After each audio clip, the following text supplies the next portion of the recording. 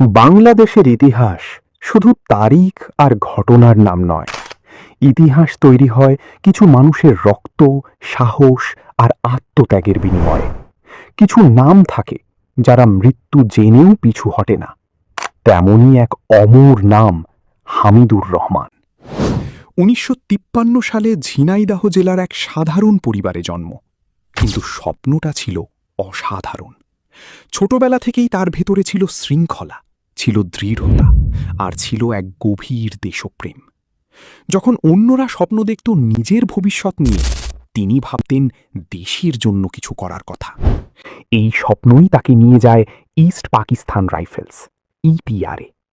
সেখানে খুব অল্প সময়েই তিনি প্রমাণ করেন তিনি শুধু একজন সৈনিক নন, তিনি একজন যোদ্ধা। ১৯৭১, একটি বছর যা বদলে দিয়েছিল পুরো ইতিহাস। শুরু হয় বাংলাদেশ লিবারেশন ওয়ার। দেশ তখন জ্বলছে, মানুষ লড়ছে বাঁচার জন্য। এই সময় হামিদুর রহমান সিদ্ধান্ত নেন, আমি লড়ব আমার দেশের জন্য। তিনি যোগ দেন মুক্তিযুদ্ধে আর হয়ে ওঠেন এক অদম্য যোদ্ধা। শ্রীমঙ্গলের ধলই সীমান্ত, রাতের অন্ধকার, চারদিকে নিস্তব্ধতা, কিন্তু সেই নীরবতার ভেতরে লুকিয়ে আছে মৃত্যু।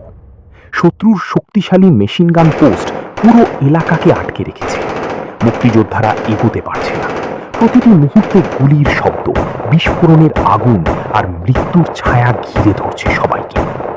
ঠিক তখন হামিদুর রহমান সামনে এগিয়ে এলেন।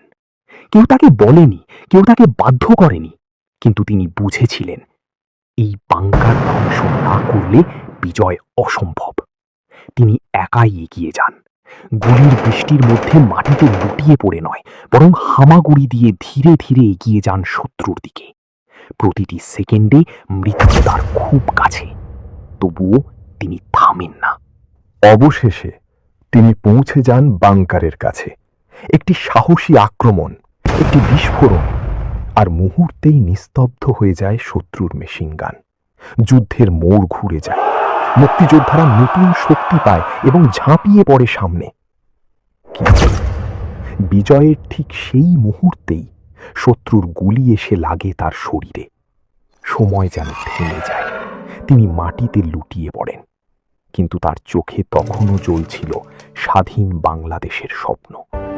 তিনি শহীদ হন, কিন্তু তার সেই আত্মত্যাগ হয়ে যায় বিজয়ের পথ।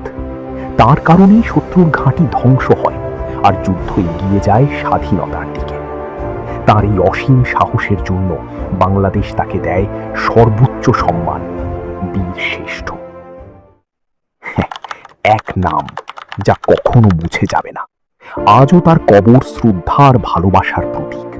তার নামে স্কুল, রাস্তা, প্রতিষ্ঠান সবই মনে করিয়ে দেয় একটাই কথা, তিনি ছিলেন সত্যিকারের বীর। তিনি হারিয়ে যাননি, তিনি বেঁচে আছেন প্রতিটি সাহসী হৃদয়ে, প্রতিটি স্বাধীন নিঃশ্বাসে, প্রতিটি লাল সবুজ পতাকায়।